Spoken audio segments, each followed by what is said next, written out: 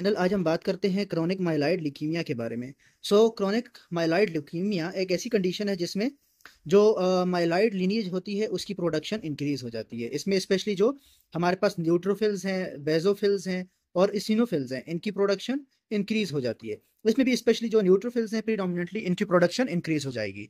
और ये जो सेल्स होते हैं ये प्रॉपरली डिफरेंशिएटेड होते हैं और सर्कुलेट करते हैं इन द ब्लड। अब अगर हम बात करें तो इसमें जो T9922 ट्रांसलोकेशन होती है और इसमें BCR-ABL जो जीन है इसकी फ्यूजन हमें मिलती है। इसकी वजह से क्या होगा कि ऐसा प्रोटीन बनेगा जो कि एक्ट करता है एज टायरोसिन काइनेज रिसेप्टर। अब जब टायरोसिन काइनेज की ज़्यादा से ज़्यादा एक्टिवेशन होगी तो सेल्स प्रोलिफरेट करेंगे, एपोप्टोसिस नहीं होगी, तो इस तरह जो है ये ल्यूकीमिया हमारे पास प्रेजेंट करेगा। अर्ली डिजीज में पेशेंट जो होता है वो एसिम्प्टोमेटिक होता है, इवन WBC काउंट हाई होता है, लेकिन न्यूट्रोफिल्स जो होते हैं वो फंक्शनल होते हैं, इसलिए जो है कोई इन्फेक्शन वगैरह बॉडी में नहीं होते। और जो RBCs होते हैं वो भी नॉर्मल होते हैं, इन क्वालिटी एंड क्वांटिटेटिवली भी नॉर्मल होते हैं। इसलिए हमारे पास कोई खास सिम्टम्स नहीं होते इनिशियली, लेकिन जब एक्यूट ब्लास्ट फेज आ जाता है तो हम इसको डिस्टिंग्विश नहीं कर सकते AML से। अगर हम अनट्रीटेड रखें CML को तो ये एक्यूट ब्लास्ट फेज में भी कन्वर्ट हो जाता है। साइंस और सिम्टम्स की बात करें तो ये मिडिल एज मेल्स और फीमेल्स दोनों में ये प्रेजेंट कर सकता है, यानी 50 ईयर्स की एज में। पेशेंट कैसे प्रेजेंट करेगा? फटीग होगी, फीवर होगा, नाइट स्वेट्स होंगे, जो भी क्रॉनिक डिजीज के साथ फीचर्स होते हैं। इसके अलावा जो है स्प्लीनोमेगेली होगी। स्प्लीनोमेगेली इसलिए, एक तो जो है सेल्स ज़्यादा प्रोड्यूस हो रहे हैं और सेल्स की लाइसिस भी स्प्लीन के अंदर हो रही है, और दूसरा जो है जो स्प्लीनोमेगेली है वो एक्स्ट्रा मेडुलरी हेमेटोपोएसिस की वजह से होती है। अब जो होता है स्प्लीनोमेगेली की वजह से जो हमारा एब्डामिन होता है ये फुल हो जाता है, हमारी मिड लाइन तक आ जाती है स्प्लीन, इसलिए जो एब्डामिनल फुलनेस होगा, सेटाइटी कम होगी और लिकोस्टेसिस होगा। लिकोस्टेसिस का मतलब ये है कि जो WBCs हैं वो क्वांटिटी में बहुत ज़्यादा हो गए हैं, जिसकी वजह से जो ये ब्लड वेसल्स को ब्लॉक कर सकते हैं, जिसकी वजह से blood vision, priapism, pulmonary pulmonary dysfunction हो सकता है, अल्टर्ड मेंटल स्टेटस हो सकता है। अल्टर्ड मेंटल स्टेटस हो सकता है।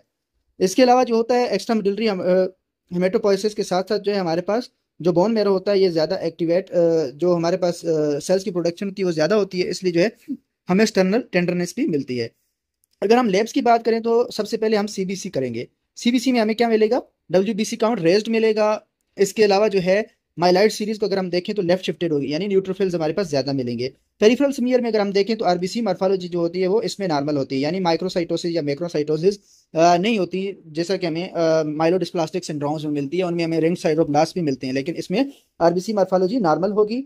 और प्लेटलेट्स भी मोस्टली जो होते हैं वो नॉर्मल होते हैं, लेकिन MTS में जो प्लेटलेट्स होते हैं उनमें ग्रेन्यूल्स में एब्सेंट होते हैं।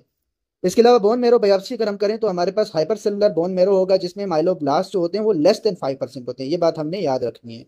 इसके अलावा जो PCR हम करेंगे किस लिए? BCR-ABL जीन की जो हमारे पास म्यूटेशन है ये उसके लिए।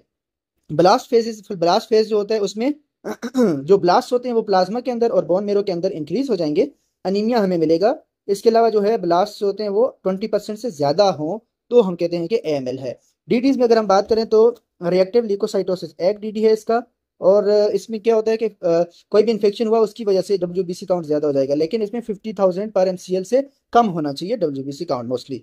इसके अलावा माइलोडिस्प्लास्टिक सिंड्रोम जो होता है उसमें नॉर्मल मॉर्फोलॉजी होती है, लेकिन इसमें जो है जो मॉर्फोलॉजी होती है वो नॉर्मल होती है इन केस ऑफ CML।